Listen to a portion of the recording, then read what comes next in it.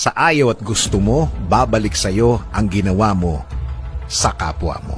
Para sa mga taong akala nila dire-diretso mga ginagawa nilang mali sa kapwa. Feeling nila may forever na sa kanilang ginagawang masama sa kapwa nila, na akala nila di na matatapos ang panahon.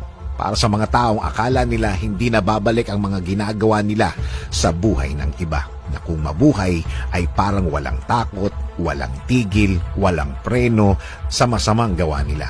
Kung ang paggawa ng mabuti ay babalik sa atin na may mabuting dulot sa buhay natin, hindi lang sa atin, kasama na ang ating pamilya.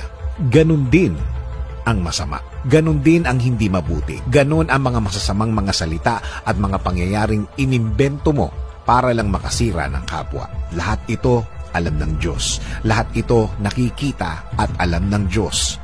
Malapit ang Diyos sa kanyang mga anak.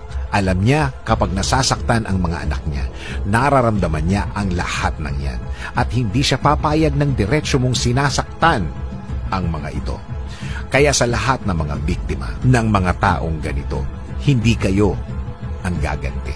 Ayaw ng Diyos na mapahama kayo sa pagganti nyo sa kanila. Ayaw niya na mapasama kayo dahil kapag kayo ang gumawa ng pagganti, baka kayo pa ang mapahamak. Kaya siya na ang bahala sa mga